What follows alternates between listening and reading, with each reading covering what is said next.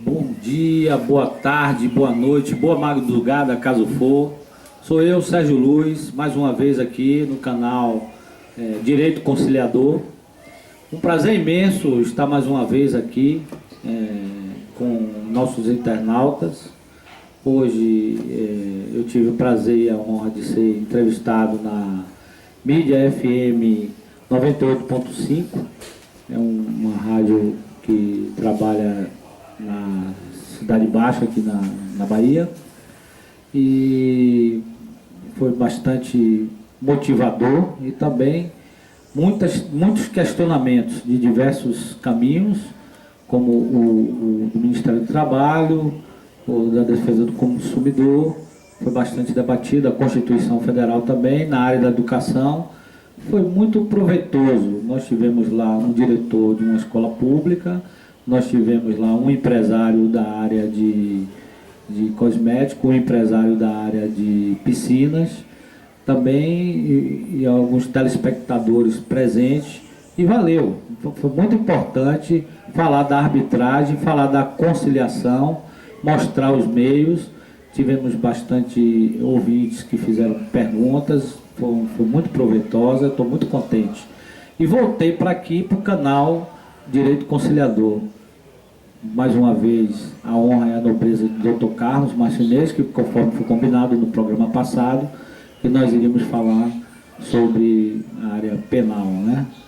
E nós temos um tema que está causando na sociedade muito... está ficando confuso, porque a Constituição diz uma coisa, o Código diz uma, a Constituição de outra, os tratados internacionais diz uma, a Convenção de Direitos Humanos diz outra, diz a mesma coisa na realidade, que todos que estão falando, e o STF está dizendo outra. Então, nada melhor do que aproveitar o saber de Dr. Carlos Martinez, que é um penalista também, professor de processo penal, para a gente tirar essas indagações.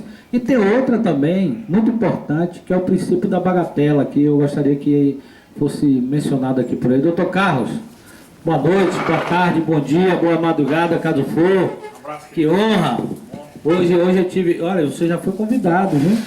O doutor André e o doutor Menezes, que estavam presentes lá, passaram nosso vídeo.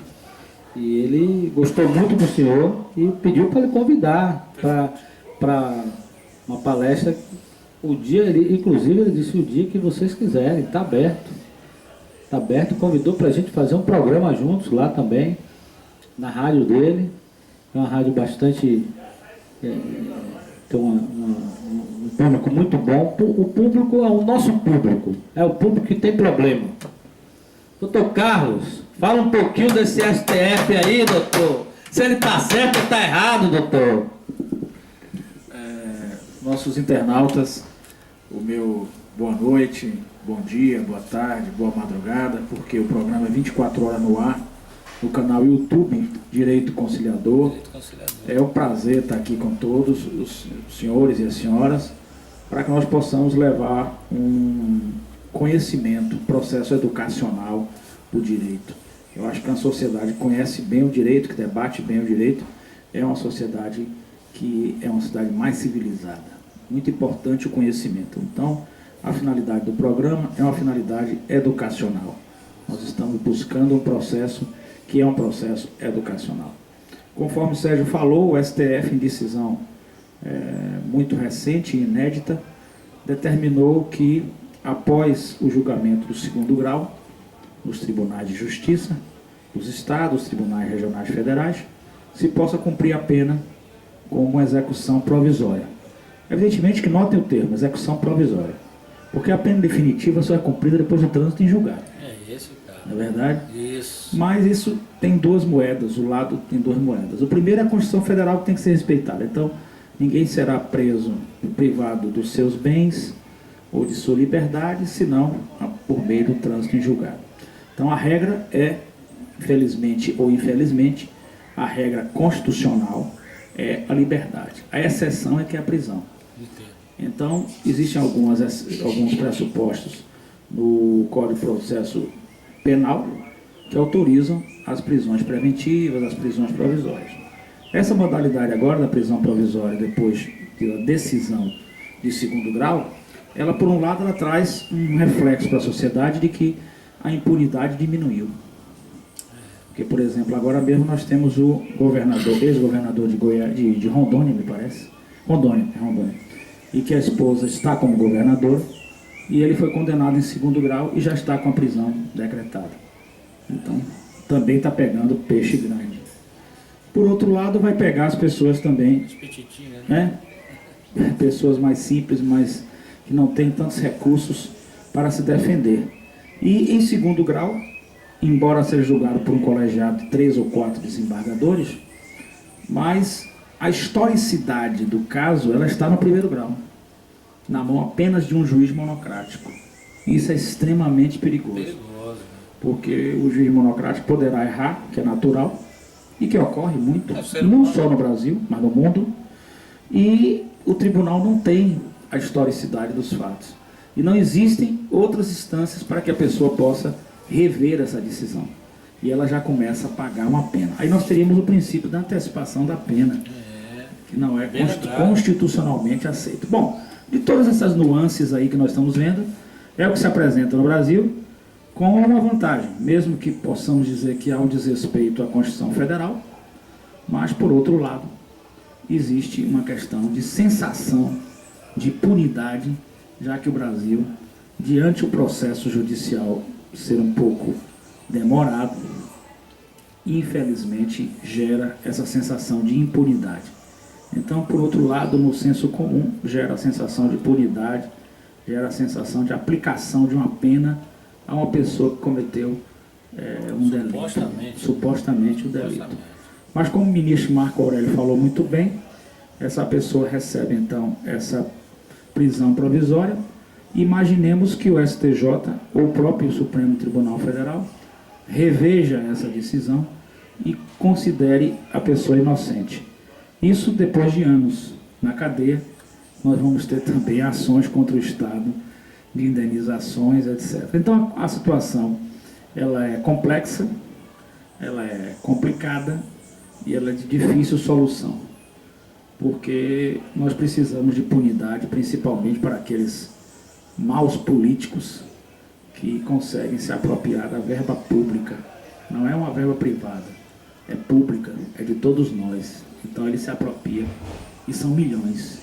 Então esse sistema também traz essa vantagem. Acredito que tenha sido esse o principal objetivo, o alvo, de trazer para a punição desses crimes hediondos, cabalmente comprovados, e também desses políticos.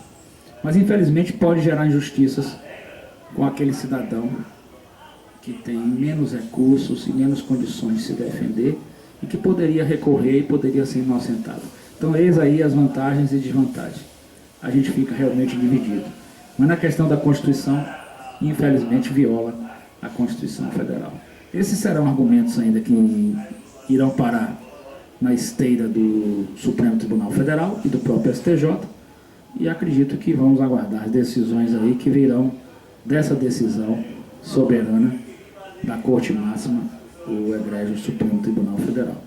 Vamos aguardar essas decisões, mas os efeitos já começam a surgir em Rondônia. O preso, o ex-governador, já está sendo procurado para cumprir, porque ele foi condenado no Tribunal Regional Federal de segunda instância. E ele tem um prazo, senão ele vai ser considerado foragido. Isso é uma vantagem, porque o povo quer punição. Né? Não estou julgando se ele é culpado ou não, mas a partir do momento que você desvia milhões da saúde, da educação, esse país não pode continuar assim.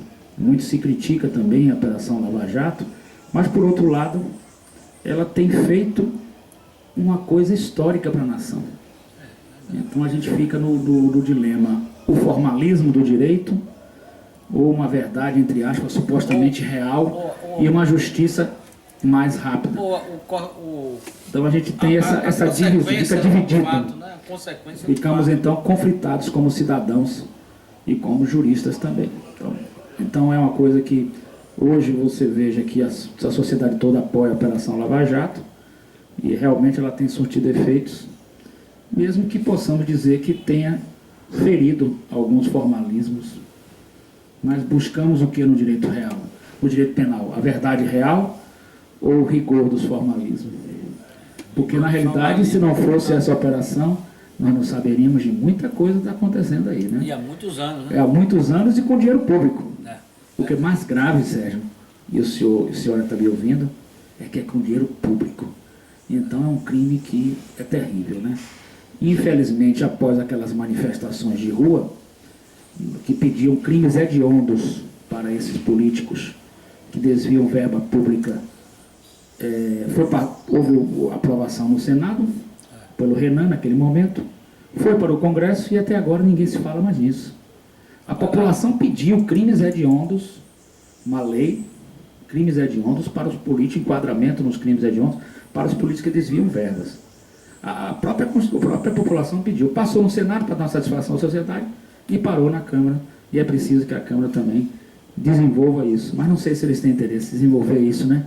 Porque pegaria todo mundo, né? Em crimes hediondos. Porque, na realidade, quando você desvia um dinheiro de uma Petrobras, quando você desvia um dinheiro que poderia ir para uma merenda escolar, né? para uma saúde, você está realmente sendo hediondo. Duro, Um crime do colarinho branco muito duro. Então, quando você vê uma prisão, a sociedade como um todo, vê uma prisão imediata após a decisão do colegiado de segundo grau, ela é aplaudida neste ponto.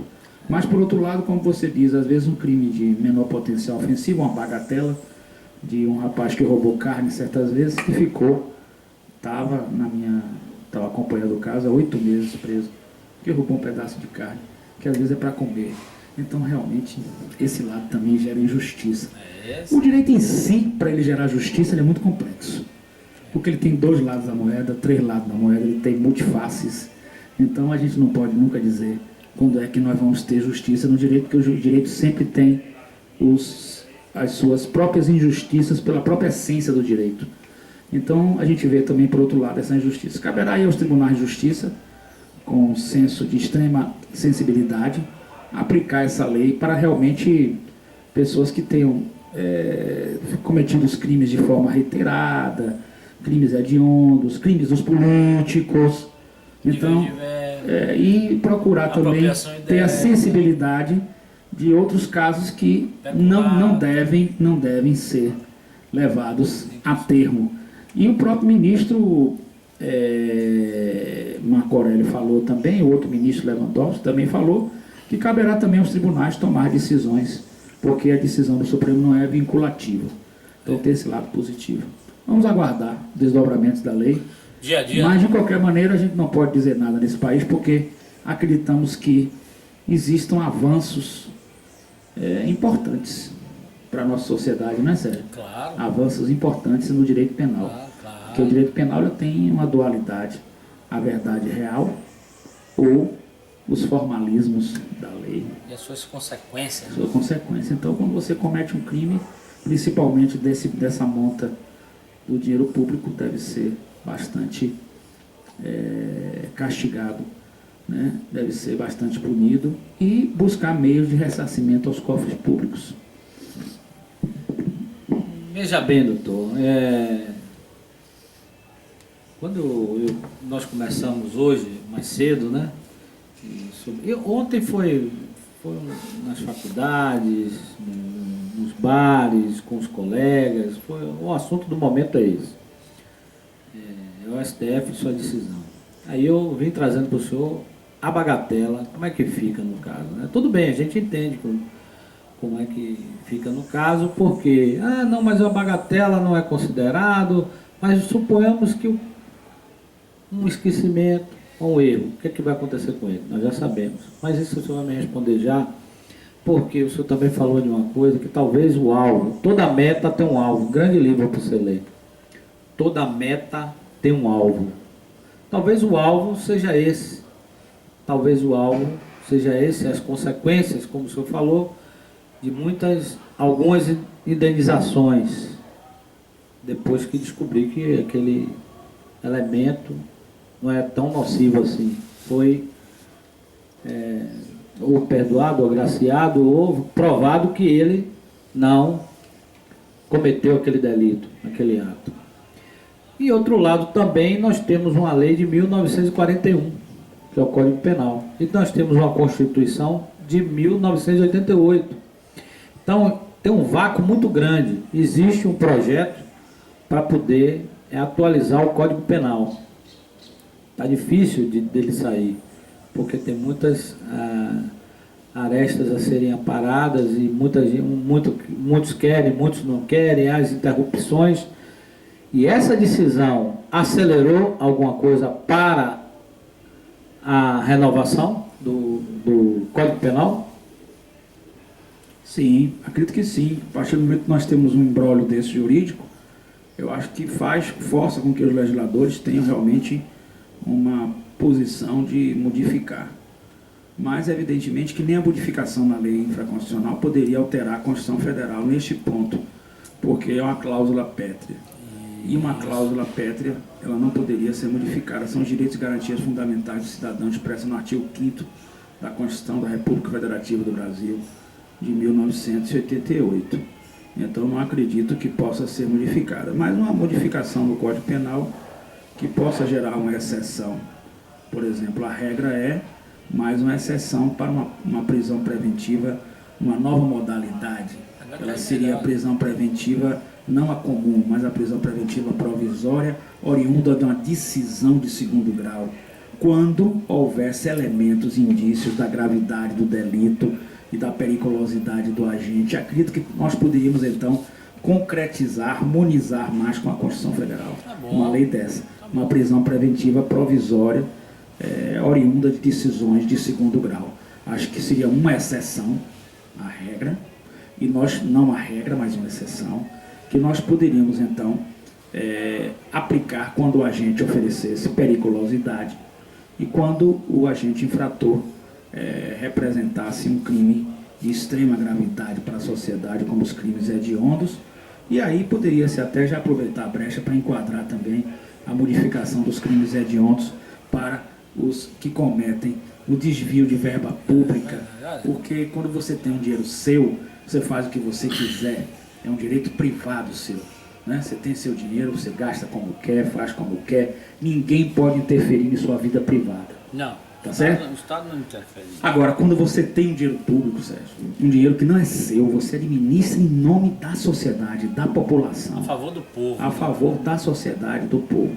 Então é preciso um pouco mais de cautela nessa aplicação. Nós estamos acompanhando que não tem cautela nenhuma nesse país. Então é preciso muita cautela para saber se você entra pobre e sai milionário depois que você entra na política. É uma coisa incrível como nós estamos vendo a degradação da classe política brasileira. E aí é preciso também que haja intervenção para esses crimes, principalmente desvio de verba pública do Poder Judiciário.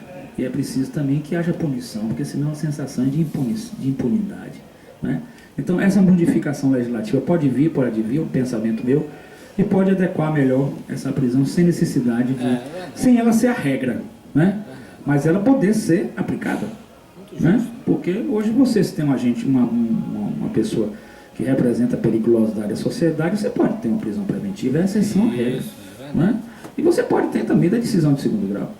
Você pode aplicar uma prisão preventiva oriunda da decisão de segundo grau. Acho normal. E seria uma prisão na mesma modalidade que está sendo proposta pelo Supremo, seria uma legislação que poderia estar em consonância com a Constituição Federal, e nós poderíamos resolver grandes problemas, principalmente crimes hediondos e crimes que o agente represente periculosidade. Periculosidade, um político que desvia a verba pública, ele representa muito, porque ele começa a desviar e não para mais, não é, Sérgio? É incrível. E aí estou vendo a população sofrendo, o povo sofrendo, e o país sem ter as condições de convivência harmônica. Você paga imposto, não sabe para que vai, não é? Então é preciso que a gente ponha, a sociedade com certeza vai aplaudir essas medidas, e o objetivo dela também é preventivo, porque ela vai amedrontar o político de estar fazendo isso, de estar pegando o dinheiro do povo e desviando e enriquecendo ilicitamente, né? Então, a partir do momento que você entra na política, você sabe que é para você servir a população sem oferir lucros ou vantagens para si. E sabemos dos problemas que nós temos na questão também do financiamento de campanhas públicas com dinheiro privado, que é outro problema seríssimo. Doutor Carlos, bem explicado isso, mas ainda a bagatela ainda está no ar, né? Perigoso essa bagatela aí, porque eu estou vendo que, como o senhor falou, o menos favorecido vai ser chicoteado.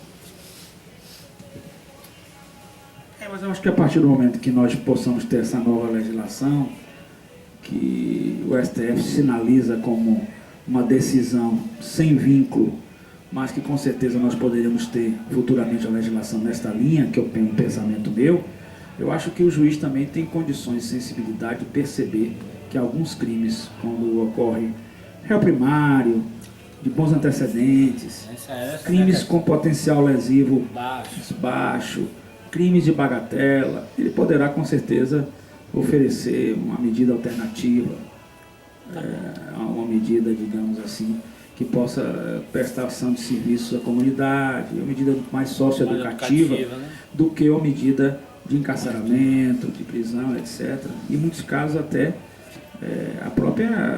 eu acho que a própria conscientização da pessoa de que não deveria cometer mais esses delitos. Então, quando o crime não tem esse potencial lesivo muito grande perante a sociedade, eu acho que o tratamento tem que ser diferenciado, até pela proporcionalidade da pena que está expressa na Constituição Federal. Nós não podemos tratar uma pessoa que comete um crime de bagatela igual a um político que rouba milhões. Isso não pode ser. Mesmo sendo potencial ofensivo baixo. Né? Não pode ser. Então, a partir do momento que você roda milhões, você não é potencial ofensivo baixo, você é potencial ofensivo altíssimo. Porque você já está acostumado a desviar e você vai desviar mais. Nossa Senhora. Já achou o caminho de você não. Esses políticos não sossegam, né? Porque, além disso, você sabe que esses desvios também servem para financiamento de campanhas, e cada vez mais empoderamento político e financeiro deles, e passam em branco, impune. Então a gente vê que a Operação Lava Jato, ela tem realmente seus méritos, né?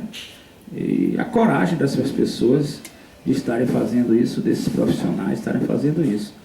E mesmo que você possa ter um formalismo jurídico quebrado, né, nessas operações, mas você tem outro lado que seria a verdade real a ser descoberta. E eu acredito então que a sociedade tem apoiado, embora juridicamente existam as críticas, é natural, mas eu acho que é importante, porque nós estamos falando de uma pessoa que rouba 500 gramas de carne. Não é isso, nós estamos falando de milhões, estamos falando de uma empresa que foi realmente, nossa empresa Petrobras, que foi vilipendiada, né? Então nós estamos falando de dinheiro que é para o pré-sal, por exemplo, para a saúde, para a educação. Nós estamos falando de coisas gravíssimas. Então deve ser aplicada a pena mesmo, deve ser feita as prisões, e aqueles que provarem e comprovarem sua inocência, que pode existir, deverão, evidentemente, ser inocentados, isso não tenho dúvida nenhuma. Mas essas medidas, inclusive da prisão em segundo grau, do trânsito, do julgamento em segundo grau dos tribunais pátrios, para crimes desse potencial, o efeito socioeducativo, o efeito preventivo para os demais, é importante. Não é possível que a pessoa continue fazendo, vendo os outros serem presos, né? Eu acho que aí já cria um estado de alerta para a correção dos políticos quando lidarem com verba pública. O seu dinheiro, o político faz o que quer, não tem problema, é seu, pode fazer o que quer, vai até jogar fora. Da empresa dele. Da empresa dele, logo que seja, mas o público não. O público a gente tem que ter uma seriedade, isso a gente vê em outros países, agora mesmo em Portugal, que foi uma coisa pequena, uma empresa de transporte, e lá se tornou um escândalo nacional, uma empresa de transporte de trens, que eles compraram e receberam 20%. Os políticos comprovaram que não houve superfaturamento, não houve nada, foi uma empresa que quis doar para eles, mas a partir desse momento ela lesou a licitação, eles lesaram a licitação, e aí a partir daí eles estão presos mesmo, como em Portugal, e nós temos que caminhar para um país dessa monta. Evidentemente que fico até triste, faço aqui um comentário, de que pessoas possam estar querendo estar acima da lei. Eu acho que não existe ninguém acima da lei. Eu acho que no Brasil tem uma cultura de um presidente, de um ex-presidente querer estar acima da lei. Então não tem que estar acima da lei. Se, por exemplo, o presidente Fernando Henrique cometeu algum delito, eu não estou aqui julgando, que seja punido. Se o presidente Lula cometeu, não estou aqui julgando, que seja punido. Seja punido os dois. Por que não?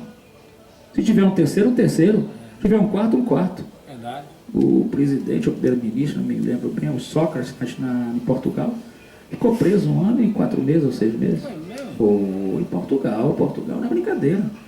Então ficou preso mesmo. Preso. Então, se tem que prender o presidente Lula, que se prenda. Se tem que prender o presidente Fernando, que se prenda. Se tem que prender os dois, se prende os dois. Porque não pode continuar o presidente tendo um poder aqui de imperador. Porque nada chega ao presidente. Então tem que se acabar com isso também. Importante esse ponto. Agora, evidentemente que ele tem que se oferecer o devido processo legal, o direito de defesa, o direito contraditório de empregar os documentos, mas o que não pode é essa sensação que nós temos de impunidade. A gente tem uma sensação de impunidade muito grande, entendeu? E eu fico triste às vezes, sinceramente, ver pessoas que querem apoiar, digamos assim, sem justificativa, as medidas dos políticos, as decisões políticas. É triste, né? Porque a gente não pode mesmo, não pode tolerar que se tenha esse desvio de verbas públicas. Não pode tolerar, Sérgio. Porque nós vamos transformar esse país num país decente, digno, para os nossos filhos, nossos netos. A gente tem uma escola pública decente, tem uma saúde pública decente, ter tudo decente, se a gente começar a acabar com esses desvios. E essas medidas visam isso. Então, de qualquer maneira, é isso. Agora, o juiz deve ter a sensibilidade de, quando lidar com a pessoa que tem, e a maioria que eu tenho encontrado de juízes, magistrados e embargadores tem essa sensibilidade, de pessoas com bons antecedentes, réus primários, que cometem um delito de menor potencial ofensivo, tem a própria lei de juizado que já ampara, mas os crimes de bagatela, outros, eles possam realmente oferecer um trabalho de recuperação, de reinserção social daquela pessoa, porque não é possível também que ela vá para a cadeia, isso aí também está errado. E a gente vê muito isso, crime de relógio, já acompanhei o caso que o menino roubou o relógio e ficou preso. Já acompanhei um caso de carne, que roubou carne e ficou preso. Isso não é possível. Então essa pessoa merece um tratamento do Estado, para que a gente possa recuperar essa pessoa. Na cadeia a gente não recupera.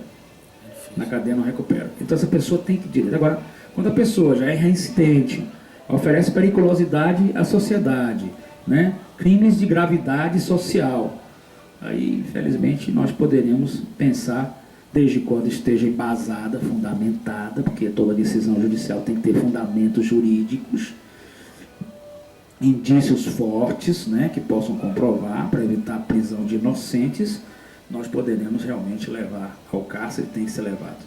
Então os políticos aí já estão aí. Está aí recentemente um político aí que vai sair, eu acho uma coisa assim estranha, porque eu acho que ele está em pleno mandato, sem nominar, vai sair de pulseira eletrônica aí, a segunda-feira acho que vai exercer o mandato, né? Então fica uma situação meio complexa. Eu acho que situação, não estou julgando aqui se é inocente ou culpado, mas a gente precisa dar um freio nos políticos, precisa. Então, parabenizo aí o Poder Judiciário nesse aspecto. E espero aí muita moderação, muita serenidade, muita calma no Poder Judiciário, para que possam fazer as coisas na medida certa. Esse é o correto, é a razoabilidade, o bom senso. Não é verdade? E que o legislador aproveite essa brecha aí para fazer essa modificação legislativa, fica adequada. É o que nós esperamos. Inclusive a sociedade pediu os crimes hediondos. Cadê os crimes hediondos? Tá chegando. Para os crimes de desvio de verba. Tá chegando. Tem que chegar. Cadê? Tá Eles mesmo votam. Tá chegando. Eles mesmo votam, eles não querem votar isso. Tá chegando. Tem que votar. O Congresso Nacional tem esse dever de votar os crimes hediondos para os desvios de verba pública, para os crimes cometidos por políticos que estejam envolvidos em qualquer mal feito com as verbas, principalmente públicas. Isso é importante. Bacana, né? Está aqui o direito conciliador, mais uma vez, com o Dr. Carlos Martinez. Olha, o direito conciliador, esse canal do YouTube, ele não é voltado para o lado penal, porque no direito, na conciliação, na mediação, não há como você conciliar e mediar. Olha, eu roubei um carro, vou te dar uma moto, vamos ficar amigos. Não é bem assim. É diferente porque envolve uma legislação, um código penal, envolve um processo penal de uma maneira diferenciada. O processo civil é diferente do processo penal, o Código Civil é diferente do processo penal. E dentro do Código Civil existem algumas medidas que podem ser chamada o direito penal. Como no caso os crimes eleitorais, né, que estão na moda, né, para poder ser combatido. É um crime, é uma modalidade nova, praticamente nova, de maneira de processo de investigação e tudo mais. Eu lamento muito por tudo isso. Esse tema de hoje foi abordado inicialmente visando por causa dessa matéria do STF, que está forte, a sociedade está mexendo, e eu espero que muitos não sejam julgados como Cristo. A sociedade aplaudiu a decisão de Pilatos, né, de lavar as mãos, e a escolha foi Cristo. E não foi uma escolha muito boa para o povo, né? Então a gente tem que ter cuidado com isso, porque está bonito, está bom, está evidente, está eficaz, está procedente, mas está ferindo algo que já está aí, está lá na Constituição. Essa é o que está causando esse mal-estar. A sensação é de bem-estar, mas o que causa o mal-estar são as codificações. Bom, o direito conciliador, ele nasceu para conciliar, para fazer mediação. Lembramos que programas atrás, ele é um programa diverso. Até na apresentação dele você vê lá Código Civil, arbitragem, defesa do consumidor. Eu coloquei ele também puxando o lado penal, mais por causa dessa celebridade que está aqui com a gente, certo? E falando fora de STF, dentro do processo penal, existe a fase investigatória, que ela tem a presença de uma autoridade. Essa presença é única, né? É sigilosa. Confere? Não. Então, me explica aí, doutor. Olha, eu queria fazer 3 comentários com você. Primeiro é o seguinte: no Brasil, é só um comentário até engraçado. Não tem ninguém para Cristo não, na área política, viu? Tá mais pro demônio aí, viu? Não tem ninguém para Cristo não, viu? Calma. Não tem ninguém para Cristo não, viu? Não tem ninguém para Cristo não. Olha, eu tenho certeza que não tem para Cristo não, viu? Tá bom. Então deixa o pessoal trabalhar aí, deixa o pessoal, né? Tá certo. Se eu for contratado para defender alguém, com certeza irei fazê-lo. Com ética, com seriedade, com lisura. Com certeza, como os colegas advogados têm o direito de postular em juízo. Isso eu defendo com veemência. O direito ao advogado é inalienável a todo cidadão, o político também é um cidadão. Mas que não tem para ninguém para Cristo, não tem não, Sérgio. Tira essa sua ideia, viu? Pelo menos aqui no Brasil, não tem ninguém não, viu? É só um pensamento seu, viu? Porque os políticos aqui tem mais para possessão demoníaca, viu? Que é isso? Calma. Com certeza. Agora deixa eu falar agora para você importante, 2 coisas importantes. A mediação, ela pode ser utilizada também no direito penal. Muito bem. Como é que ela pode ser utilizada no direito penal? É um raciocínio jurídico meu, vamos raciocinar comigo. A partir do momento que a lei de mediação ela diz que poderão ser postos à disposição da mediação os direitos patrimoniais disponíveis, os direitos patrimoniais indisponíveis, desde quando eles sejam transacionáveis, ou seja, possa existir a possibilidade de transação, nos crimes de competência dos juizados especiais criminais, eles permitem a transação penal. Concorda? Calma, sim. Crimes nos juizados especiais criminais, ele pode transacionar, ou seja, pode chegar lá, dar uma cesta básica, Isso. né? Pode haver a suspensão condicional do processo, etc. Não, processo E outras, educativo, etc. Isso. educativo. Então, na competência dos juizados, é possível sim a mediação. Uma analogia. Os crimes de menor potencial ofensivo, é possível a mediação. Media-se no seu escritório, as partes acordam, vai para o juizado, passa pelo Ministério Público, se o Ministério Público vê que os termos estão no termo da lei, homologa, o juiz também homologa, está feita a mediação. Ok. Porque se trata de um direito patrimonial indisponível, mas transacionável. Eu tenho aqui. Já no crime contra a vida, não é permitido, porque não é transacionável. Já no crime de desvio de verba, não é transacionável, não é permitida a mediação. Tá. Então tem que ser a cadeia mesmo, a cela fechada, não é? Para eles. Quanto à questão que você colocou, a terceira qual foi?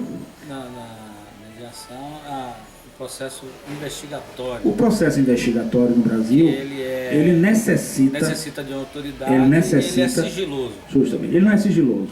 Alguns processos são tornados sigilosos, Me explica. principalmente de pessoas de grande monta nacional, que exigem isso como sigiloso, né? Mas o processo não é sigiloso. Deveria ser, por exemplo, um crime de menor, um crime de estupro para garantir a segurança da pessoa, até a intimidade, né? A honra, a dignidade. Esse sim. Mas um crime, um processo criminal, ele não é sigiloso. Tanto é que o advogado tem direito aos autos.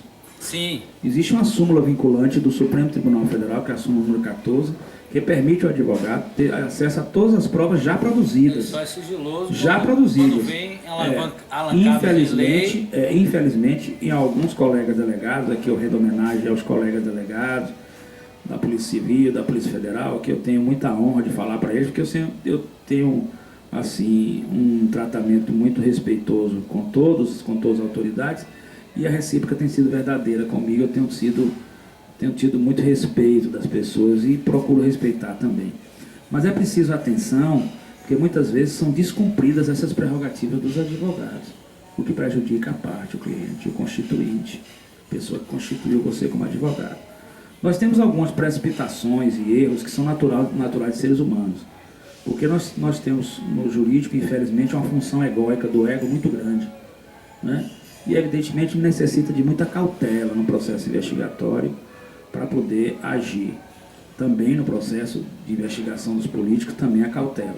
Mas é que nos processos do político, eu acredito que eles estejam trabalhando com cautela, mas é que as provas vêm com uma facilidade muito grande. É um bolo de provas que você encontra, né?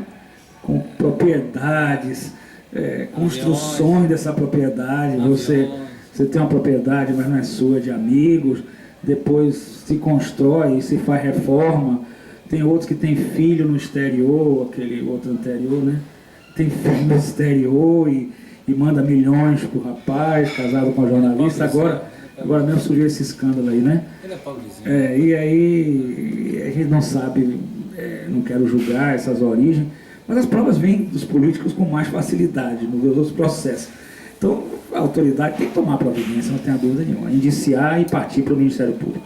Mas eu acredito que nos demais processos, principalmente crimes às vezes mais complexos, como os crimes passionais, né, aqueles crimes mais, né, é preciso mais cautela. Tem ocorrido erros também, a gente não pode também. Por exemplo, tem um caso que ficou famoso em Minas Gerais, você pode até pesquisar, viu, Sérgio, para trazer esse site. É o caso dos irmãos Naves.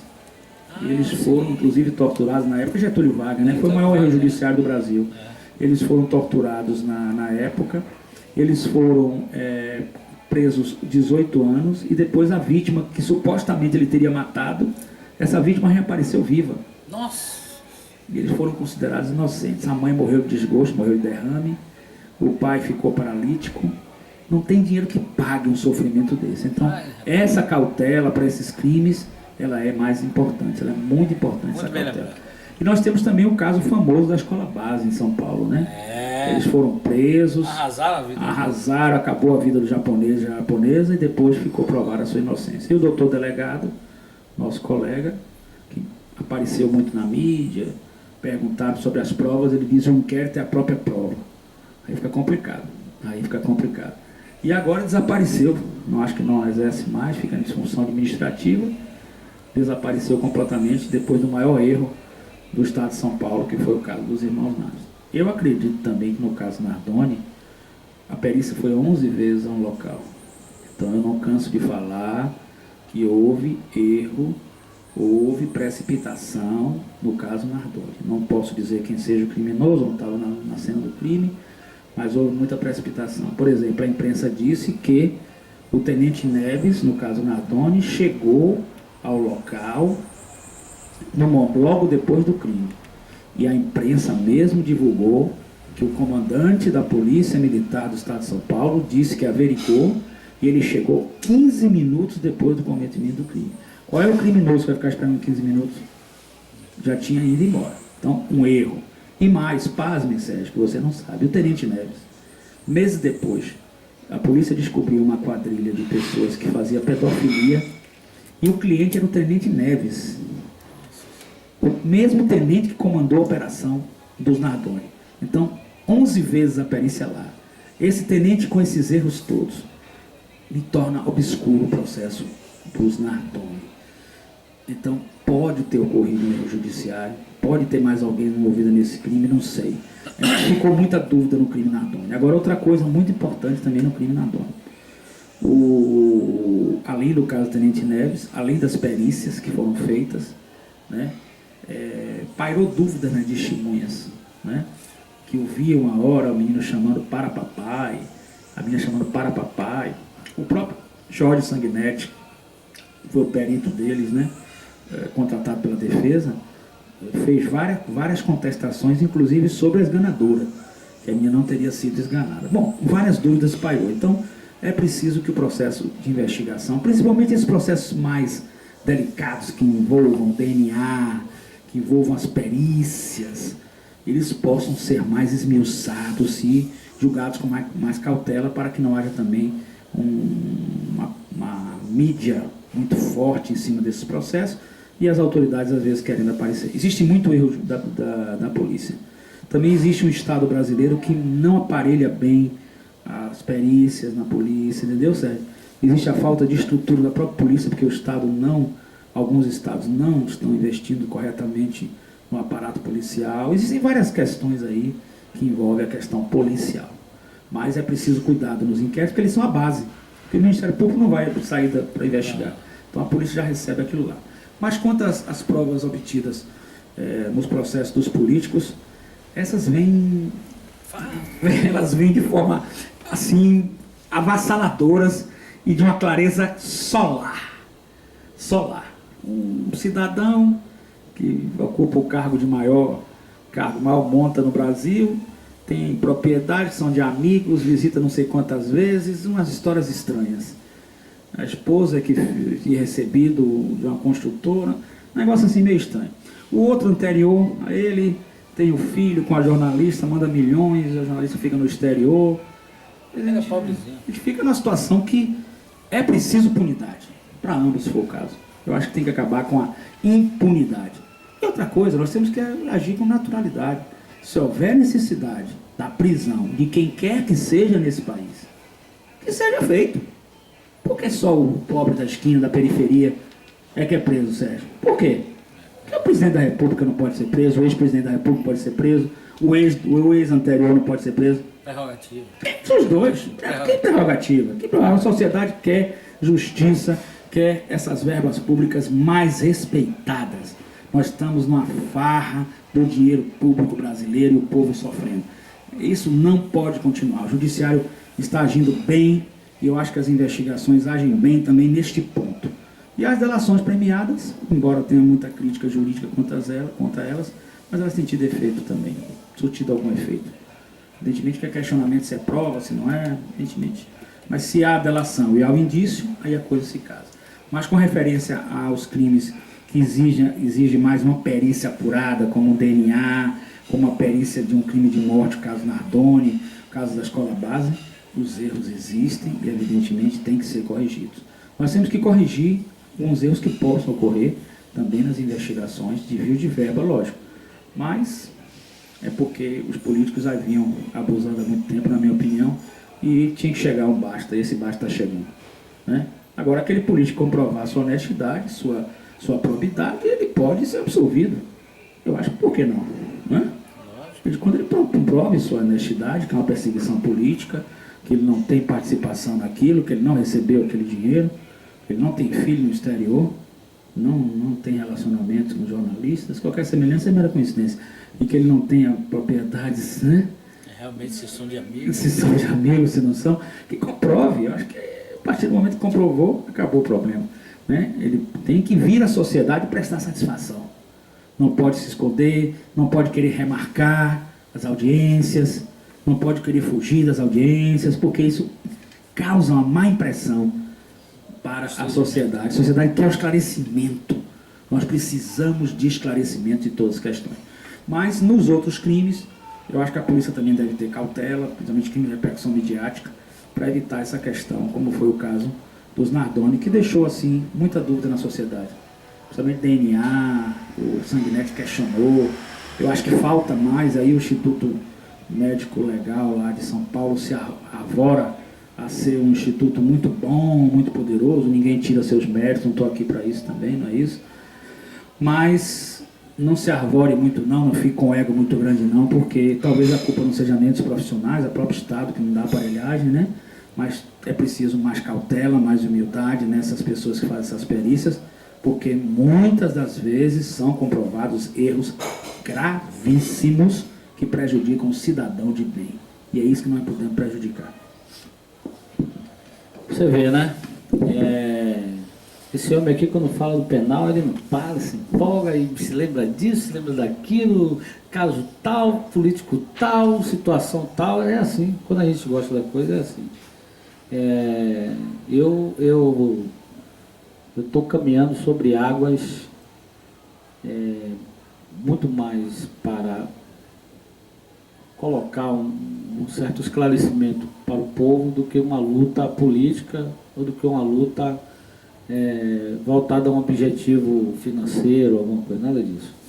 Estamos ajudando as pessoas a entender comportamentos e situação. Esse é o canal Direito Conciliador. Essa parte é especial para o Dr. Carlos. Eu sei que ele domina essa área, domina essa matéria. Ele está sendo prudente em não falar nomes, ele está sendo prudente em não colocar direção a isso, ele está bem amplo. Os casos e os fatos estão aí, ele está colocando com ética sobre o lado do inquérito, sobre o lado da polícia, sobre o lado do agente, sobre o lado do político, sobre o lado das pessoas. Aqui uma situação esclarecedora aos nossos internautas. Nós não temos nada, eu particularmente, eu acredito também que o Dr. Carlos também não tenha nada contra ninguém que está militando ou que está vivendo nesse momento de conturbação. É isso, Dr. Carlos?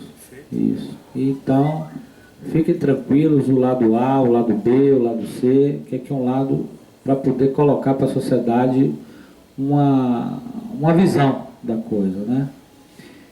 E essa visão também, recentemente eu estava conversando com outro penalista, né, que é atuante, e recentemente ele me falou, olha, agora nós temos coisas que nós ficamos assim, que é revoltante, é o que nós achamos que deva ser punido, e quando chega lá, a Constituição libera aquele cidadão. Então, a pessoa e a outra pessoa que não entende como circula isso, a falta de provas é uma situação para ele ser liberado. A contestação que ele realmente não estava ali naquela hora, que foi provado que ele não estava ali naquele fato, não poderia ser ele. E outras, o DNA e outras. E a população, muitas vezes, ela não sabe. Porque o que a imprensa, que é a quarta força que nós temos, está ali divulgando, é que ele é o culpado. É que ele é o culpado. É que aquela pessoa, que aquela mulher é culpada, foi ela que fez. Ele, quando eu estou falando ele, falo do modo geral do homem. Então, muitas vezes, quando chega mais na frente no julgamento, está liberado. Foi falta de prova, inocentado, caso arquivado. Esse que é o sentimento que a gente tem que ter cuidado, porque até então só são suposições, doutor Carlos. Nessa operação também tem alguns erros de lá atrás que o doutor Dalmo Dallari retrata isso bem no YouTube. O senhor ouviu isso dele?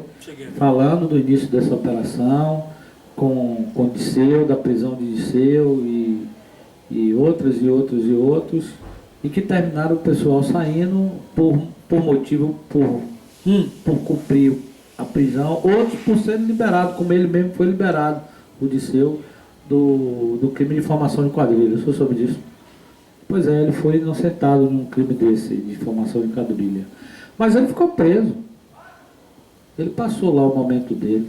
Recentemente ele deu uma... Mas foi um dos crimes. Um dos crimes. Tem outros crimes. Tem outros crimes. Ele está sendo julgado em outros crimes também. Inclusive ele dá ele tem uma parte na internet que ele pede ao doutor Moro que ele acha, ele se sente injustiçado pela prisão dele, porque ele não está negando nada, ele não está negando informação, ele não está bloqueando a justiça, e ele deveria ser solto. Olha, eu não gosto de falar muito com um processo do qual eu não tenho os autos na mão. Então, aí fica difícil. Mas numa situação dessa, Eu vou fazer até uma brincadeira aqui agora. Com os políticos, eu quero falar só uma coisa que eu acho que a população vai entender. Onde está o dinheiro? Onde está o dinheiro? Eu quero saber isso. É esse ponto muito importante de onde está o dinheiro. É isso que eu quero saber, Sérgio. Porque os políticos têm abusado nesse país? Tem. Precisou o momento de ocorrer isso? Precisou. Mesmo com as intempéries, falta de formalismo, mas o direito também acompanha o direito da busca pela verdade real. Então não quero comentar o caso porque não tenho os autos na mão, mas não sei o que ocorreu, observo pela imprensa. Mas uma coisa é certa, nós precisamos, Sérgio, dessas medidas, porque como sociedade, não como jurista nem como advogado, mas falo como cidadão, você como cidadão, nós precisamos construir um mundo melhor para nossos filhos, nossos netos. E se não tivermos uma medida, às vezes, um pouco assim mais drásticas, que ultrapasse um pouco esse formalismo para grandes, sem politização, lógico, não é isso, mas nós precisamos, porque senão nós vamos ter aí, está claro, está cabal, essas verbas são desviadas, não são de hoje, são de muito tempo, que se apurem todos, que se peguem todos, mas nós precisamos de uma modernização desse país, Sérgio. Custe o que custar, atinja quem atingir. Não acredito que nenhum partido em si ele possa ser responsabilizado como um todo, porque tem militantes, eu tenho, por exemplo, amigos no PT, amigos no PSDB, tem pessoas boas, mas às vezes não estão no poder, estão fora do poder, estão lá no partido, coitado, tentando ganhar a eleição, né? Estão tentando se candidatar, mas não ganham, não ocupam cargos. Nós precisamos limpar, por exemplo, para quer limpar um partido, falando filosoficamente, você tira aquelas pessoas que estão ruins no partido. Não pode ficar no partido, por exemplo, com um líder que já não corresponde mais àquele líder do partido. A verdade é essa. Tem que renovar, tem que achar um novo líder, não é verdade? Claro. Tem que achar novas lideranças, né? Tanto de um partido, os dois maiores, estamos falando, os três maiores, o PMDB também, tem que limpar, tem que mudar. Ó, fulano, você não está bem no partido, cai fora, meu irmão, vamos mudar, vamos, entendeu? E o outro também, ficar acompanhando o candidato, né? Sem querer politizar, mas acompanhando o candidato como uma sombra também, aquele outro, né? É meio complicado. Então, temos que mudar. Mas agora eu queria finalizar com vocês dizendo o seguinte: a mediação judicial ela pode ser aplicada, aproveitando o canal Direito